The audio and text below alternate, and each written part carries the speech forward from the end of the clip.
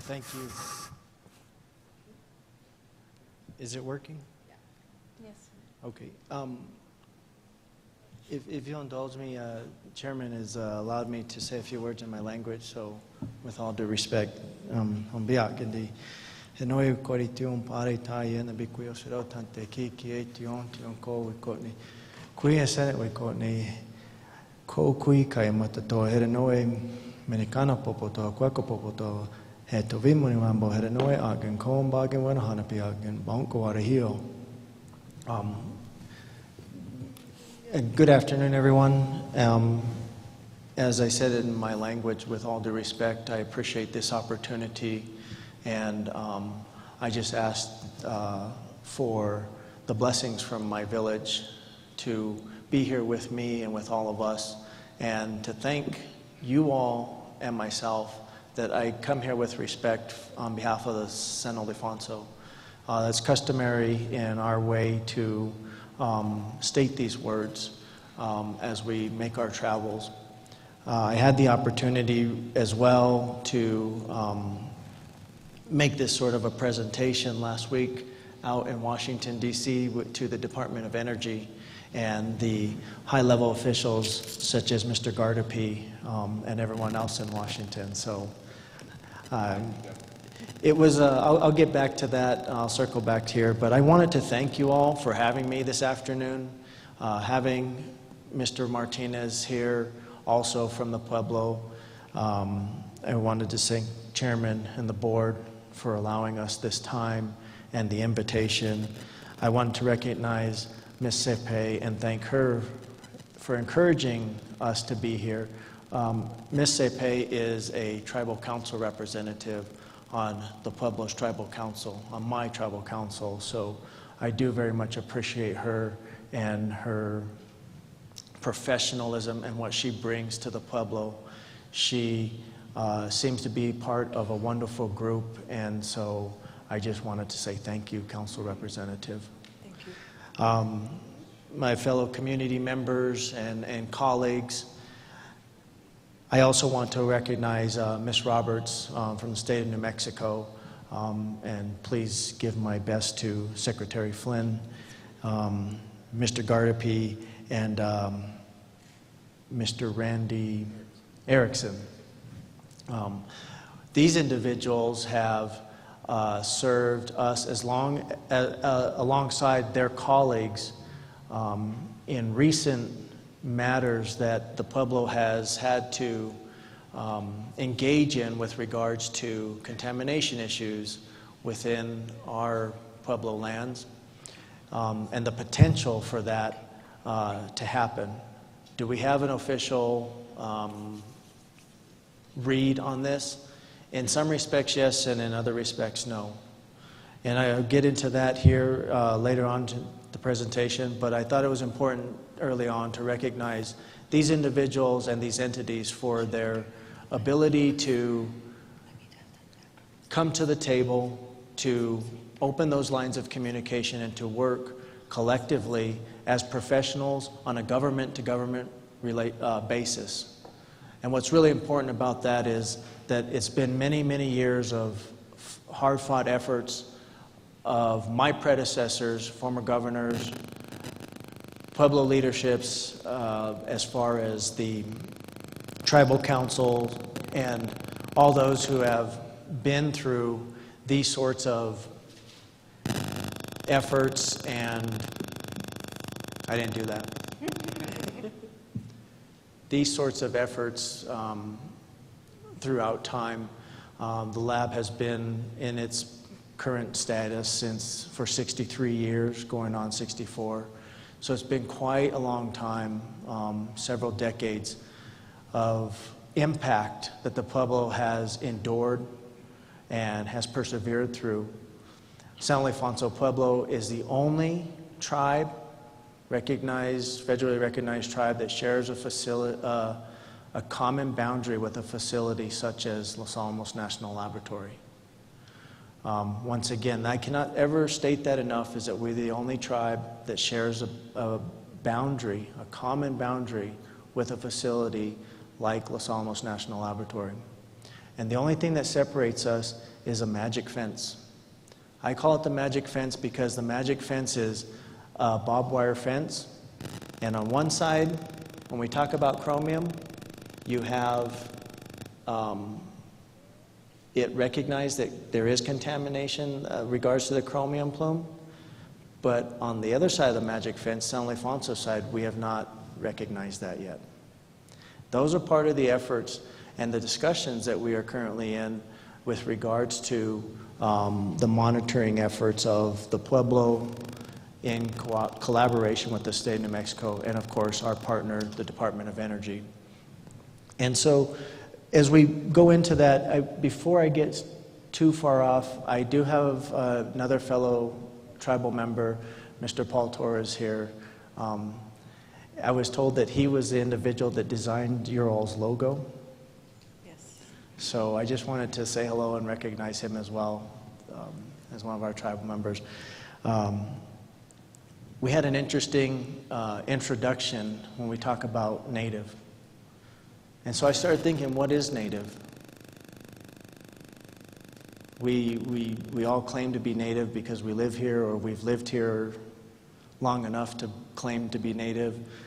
And as I thought about it, what did that really mean?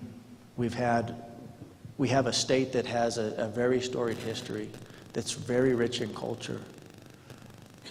Starting with our Pueblo culture, our other respective tribes here in New Mexico, our Spanish heritage, our the frontier days and the settlements that took place.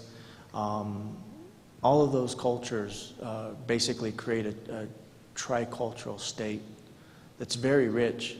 And people come to New Mexico just for those very, very things that we have.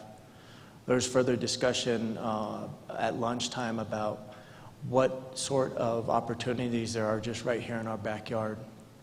Why do people come to the Pueblo? Why do people come to experience our Pueblo culture? And for one honest truth, it's because it's beautiful. And it's just as beautiful as our Spanish culture. It's as beautiful as the other cultures that we celebrate in the state. And when you have that sort of a mix, and this day and time, it creates for the opportunity for partnerships. And one thing I have stated from day one coming into office is my commitment to being the best regional partner in northern New Mexico. Because we're the gatekeeper from the rest of the world into Los Alamos. Everything has to come through San Ildefonso. Whether it's the waste, whether it's the transportation of that waste, whether it's the flow of that waste, whether it's the people who come to visit the incoming Manhattan Project, go to the Bradbury Museum, whether they come through just to be a part of the heritage I just spoke about. San Ildefonso is a key stakeholder here, just as you all are, because in the end, as time plays out, what has happened at the Llano facility will have a tremendous amount of impact on all of our lives. And if you think about that, we're seeing that. That's probably why you are all here, is to keep on top of those things, to figure out a way to monitor, to prevent, to reclaim. And what is that going to mean? And how do we collectively work towards those efforts? Because it's not just these San Ildefonso. We have other pueblos. We have Los Alamos County. We have Santa Fe County, right in the mix of this, what I guess we could call a mess in some respects. But if you look at it on the other hand, we can also look at what San Ildefonso does recognize is the ability that we all, in the interest of national security, we all get to rest at night knowing that we're safe and secure. But at what cost? And those are the things that even last night in my tribal council meeting, my community expressed to me that they're scared because they don't understand what's really going on.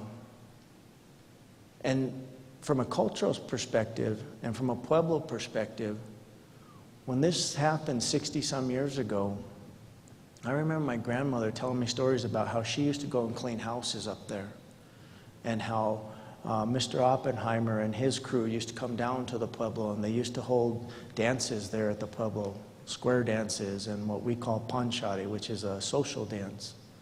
And how my grandfather, Raymond's great-grandfather, performed for these individuals. Those are some of the unknown stories that are yet to come out through the upcoming Manhattan Project. But as my grandfather would go to work up there on horseback weekly, as well as Mr. Torres's grandfather, we didn't really know what was going on. We had no idea. And today we're really feeling the effects. The ill effect is an increased rate in cancer, birth defects, and all those things that are associated potentially with and can be linked to the contamination that we're going to all have to deal with. We have little children running around who, thankfully running around, who have cancer. And as I was speaking to an elder cousin of mine, and he remembers growing up, he's about 20 years older than I am, he doesn't ever remember seeing any of our people having these illnesses as he grew up, or even the children having to go through these sorts of illnesses that we're seeing today at a much more pronounced rate. And as we sat there and talked and thought about it, we reflected and we talked with his mother about the idea that over time, now we're really starting to feel that effect. And as my people tell me last night in our community meeting, at our council meeting, is they're being afraid of what this is going to mean for us. That gives me the ability and the will to come and tell the story from the Pueblo's point of view. As we had a discussion at lunch, and part of the presentation is, we've been here since time immemorial. We migrated from the southern Colorado area and inhabited this area since time immemorial.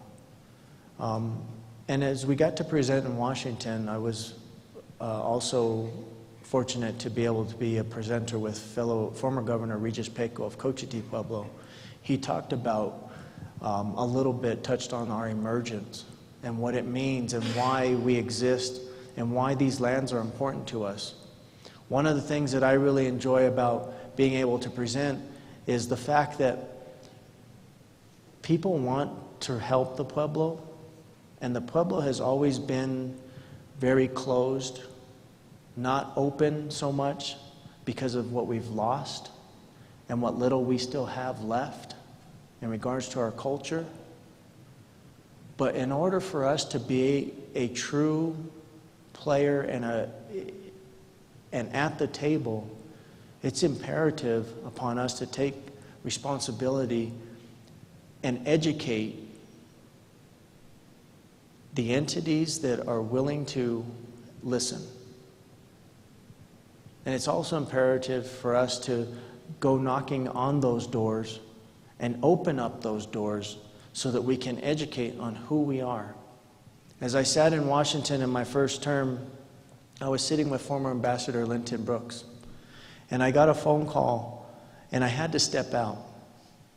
And when you're sitting with the top level official of DOE and you have to step out on them, they're not really accustomed to that. But being the professional and the leader in that administration, he understood. When he came back in, he's like, "What is it like being governor?" Well, I said, well, it's a broad spectrum. And here's a perfect example. Today I'm here in Washington trying to further our relationships, promote the Pueblo's interest, and assure that our interests are being heard and that you are aware of our existence and the impact that it's having. But that phone call was from my office, and They didn't know what to do about the neighbor who shot the other neighbor's pig. And you would think that you would just call the police or go have a feast. So that's what I deal with. And you can put everything else in between. So I get phone calls in the middle of the night that we have to respond to.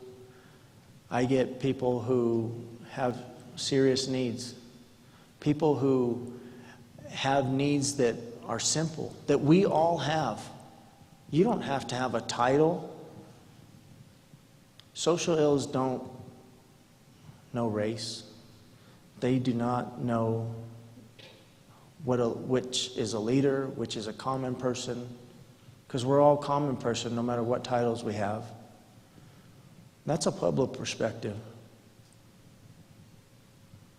And so when we're talking about these sorts of things, it's very important that we try to promote why the Pueblo acts in the capacities that we act, acts in the manners that we act. Because as we're sitting at the table into the future, we have to make sure that we're assertive and we're established, and that we understand what it is that we're dealing with. As you all can see, through our agreements with the Department of Energy, funneled down through LANL, the wonderful presentation and the department that's been built based on funding that's been provided by the Department of Energy, and what the Pueblo has been able to produce, thus establishing our capacity and being able to perform. So as we get into the discussion about the project that recently occurred within the Pueblo lands for testing a monitoring well and implementing that monitoring well to test for the chromium plume, it was a concerted effort with the Department of Energy, with the New Mexico Environment Department, and with the Pueblo. A true government-to-government effort, because what's at stake here is, what does the Pueblo do next? How does that impact us? Fortunately, we have an environment department that is professional and comprehensive and that has been built probably for this day that has come now. And I tried to assure with Council Representative Cepeda last night, our community, that we are there and we're doing everything we can on our end so that hopefully your fears are a little lessened. Because most of our community members, they don't understand what's going on. All they know right now is that our sacred area is closed. They have no access. A place that they freely come and go. And think about that. Before any of this ever happened, we were free to come and go. Before any of the contact with the Spanish and so on, the Pueblos were free to come and go. Even through the wars that existed and the trade, we were free to come and go. Now, once again, there's been a barrier placed in front of our people. Gathering of wood, because this is a time to be doing it. Gathering of plants, paint, sand, certain dyes, other gathering that happens for traditional activities.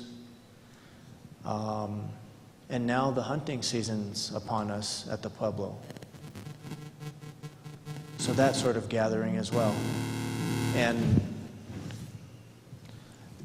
sorry about that, that was me. So what does that mean for our people? Why? Why? And it's hard to explain to them. You can't just come and go freely through there. And why does this have to happen? Because to us, there's a process when we do go to these places to gather.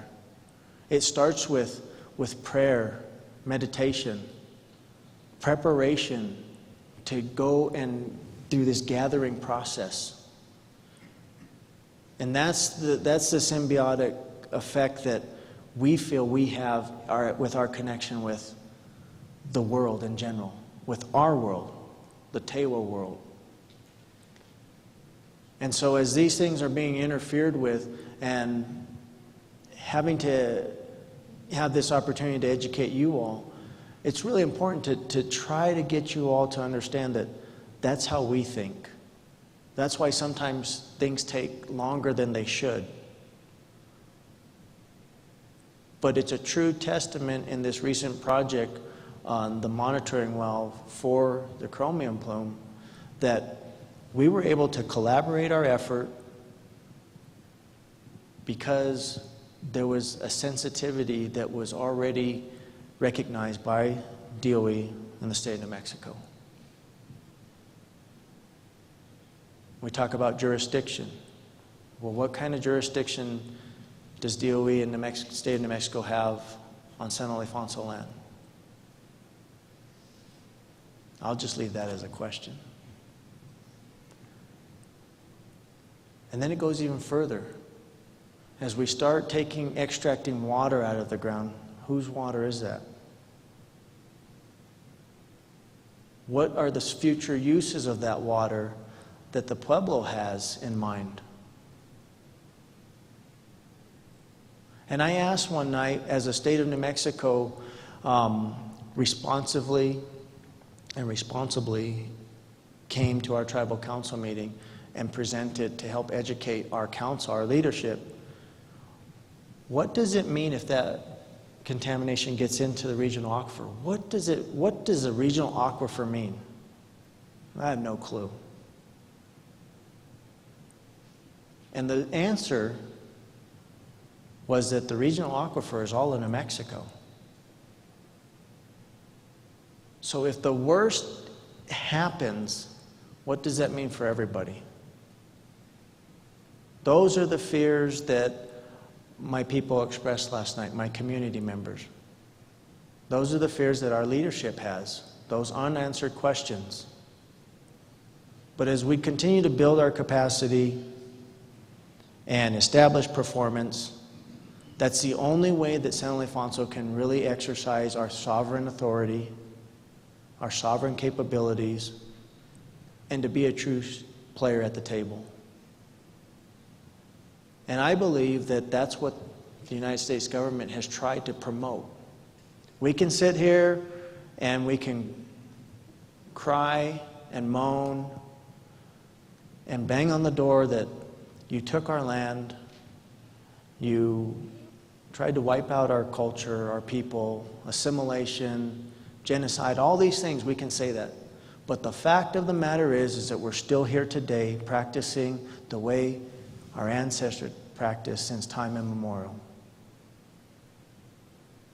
And we can either choose to sulk because of what we've lost, or we can choose to become educated. We can choose to build that capacity. We can choose to be positive so that we can preserve what's little is left. Because from a Pueblo perspective, when we talk about culture, what does that mean? I promised my staff 6 months. Give me 6 months and then I'll pay attention to you. Because I have this monster here with the potential contamination issues on one hand. And then I've got a monster with another project. And then everything else in between. And then of course there's the administration. But I needed my first 6 months to get acclimated on what things were happening. And the Pueblo is also going through a new transition with a new form of government. A constitution has been established 4 years ago, almost nearly 4 years. It's just a baby. Of course, people want results today. But how long has the United States Constitution been in place? And one of the most successful documents that has ever been provided to the world. We're still a little bit far behind that right now, but it's working. My point is that in 6 months, and it actually took me 7, but I finally met with the staff. I said, just bear with me on the 3rd days, but they wanted the 6 months. What is culture? Why do you work here is the question I asked. And they all sat around the room and they said, well, nobody could answer, or nobody wanted to. And I said, is it because you want to help the Pueblo and our people? And I have, the majority of our staff is from the Pueblo, but I have non-San Ildefonso tribal members from other Pueblos or other tribes respectively, and then I have non-Indian or non-Native working for the Pueblo. As far as I'm concerned, they're all San Ildefonso, because when you work for me, your interest is the Pueblo, and that's how I treat them. So I asked him why. And I said, is it because you want to help our Pueblo and our people? Yeah, it was an obvious answer. Well, how do you want to help it? What does that mean? Does it mean you want to protect the resources of San Ildefonso? And obviously for the tribal members, that was a yes. And then as I was talking with the management, they said, it's all of us. That's what we are here for. Well, what are you protecting? The culture? Yes. Well, what does culture mean? Our culture is based on our language. If we don't have our language, we might as well not exist. Once again, what little we have left, we have to fight for, and we have to figure out a way to preserve that. Our culture is endangered because our language is endangered. There's statistics now, and those are the things that we're looking at, that in 10 to 20 years, there's about 40 to 50 languages that are still intact. Half those languages are right here in New Mexico, the Pueblos. 10 to 20 years, those elders that are 70 and above, the chances are they're no longer going to be with us. So in 10 to 20 years, the expectation is, or the probability is, the languages are going to be dead. That means us. So as I tried to define and redefine what our purpose is and to promote it with my administration, my staff, my management, my upper management, and to get the staff on board, I told them, you want to know what I'm about and what my objective is? Let's redefine what we're all here for and what the premise is. And my objective is language immersion, not language preservation. That's going to happen.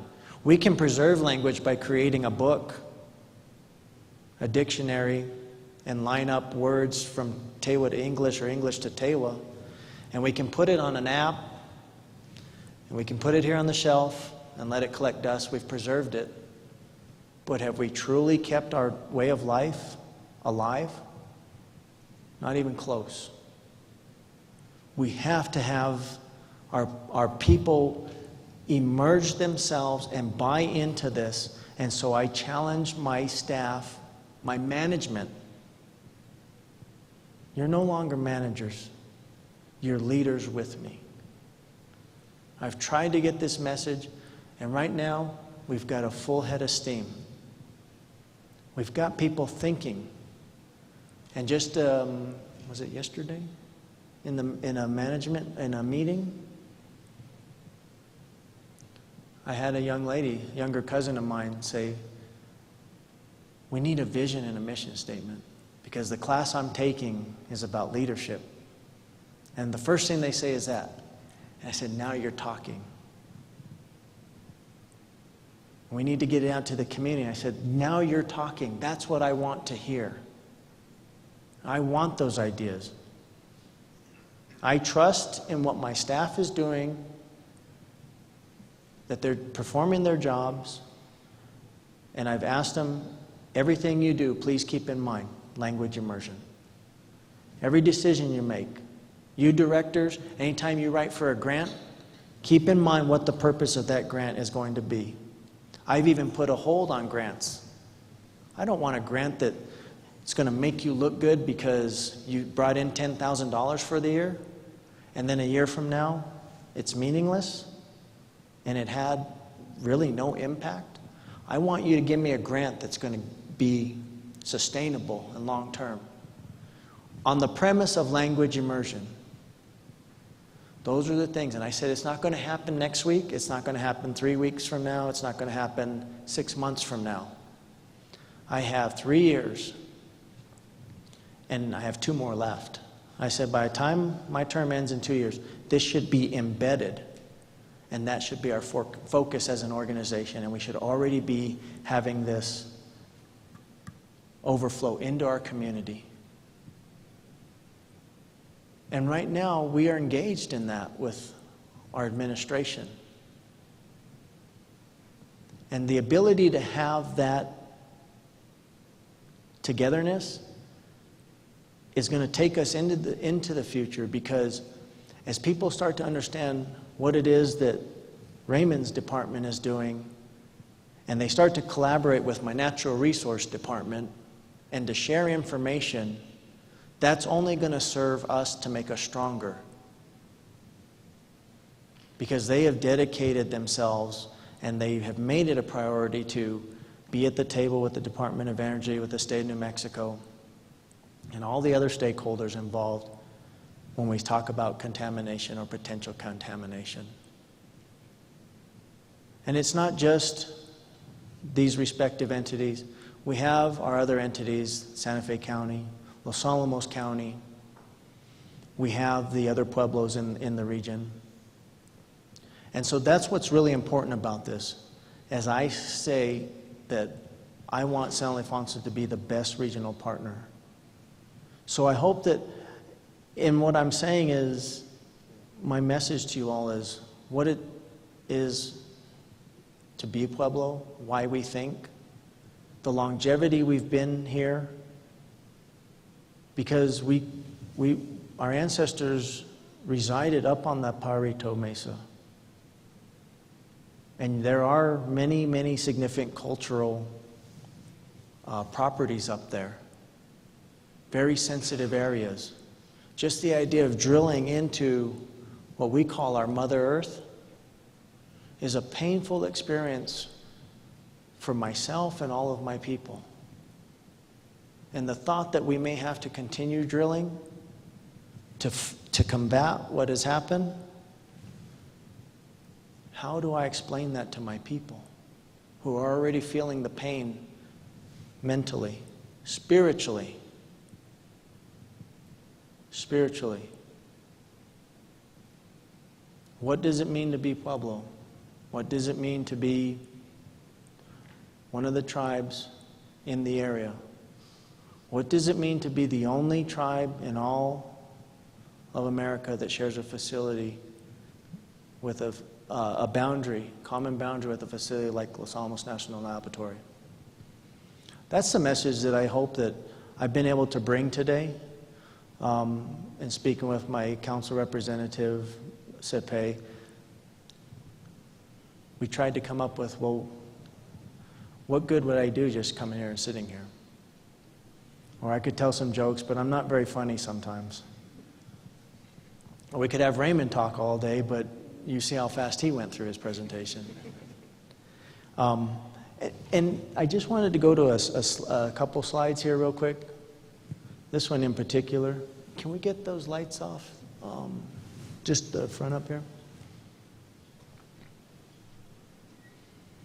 This purplish, pinkish area right here is DOE. And when I was shown a map several years ago, they had a bunch of red dots all over this area. And there's a lot of structures that have been built on top of those red dots. Those were culturally sensitive properties. But We've come so far that now we're preserving those, and there is sensitivity from the department to recognize what those places and those things mean to the Pueblo.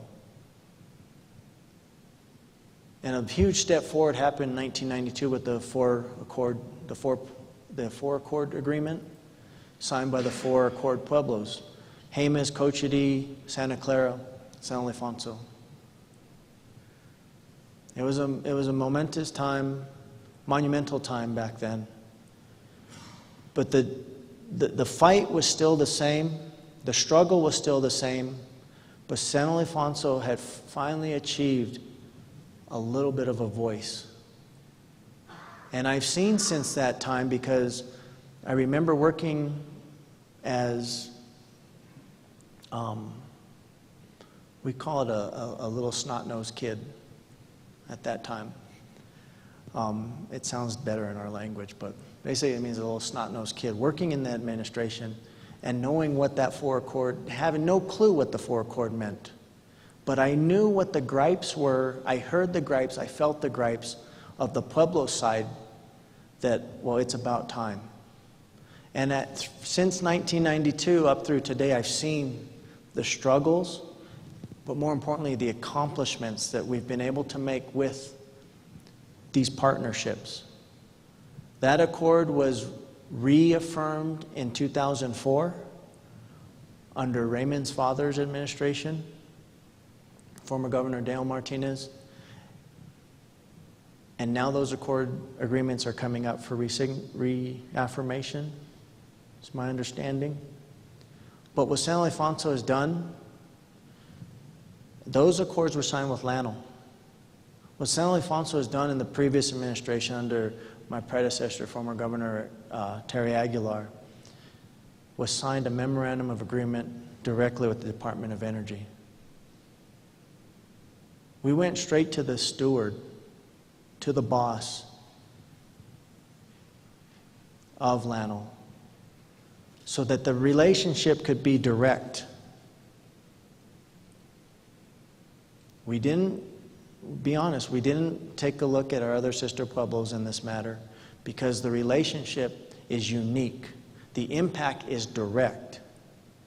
And what that gave us the ability to do was, once again, strengthen the existing relationship based on the principles of the 1992 Accord Agreement. It provided a foundation and framework for developing future agreements. It provided us with a tool for stronger communication. The essence of any relationship must have communication.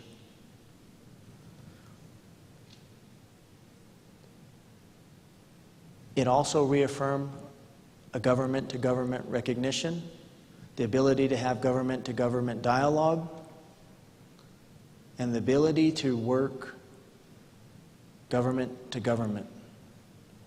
And in the agreement, it further also it further promotes information and data sharing and responding to inadvertent discoveries.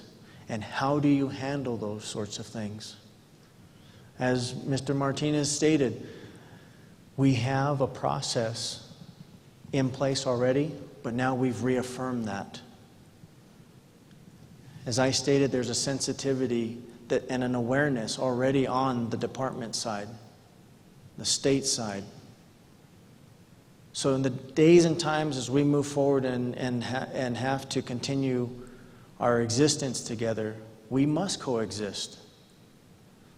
I do not foresee the lab going anywhere in the near future, and we sure aren't. This is our home. It always has been. So, in closing, I do want to again express that hopefully I've been able to give you an idea of who we are, a little bit about where we've come from and why we are, and what's important to us, and what the premises of that is. Because I know that over time it has really, really been a struggle. But I want my people most importantly, to understand we are resilient and we have sustained and endured whatever has been thrown at us. So as we move into the future, we continue these government-to-government relationships as a partner, as an effective stakeholder, and as a true player. But we must be educated. We must educate ourselves. We must empower ourselves and embrace the opportunities that are out there so that we can preserve what little we have left. We have to preserve our way of life. And as I stated, it's on the premise of our language. I really appreciate this opportunity and thank you for having me and Mr. Martinez here this afternoon.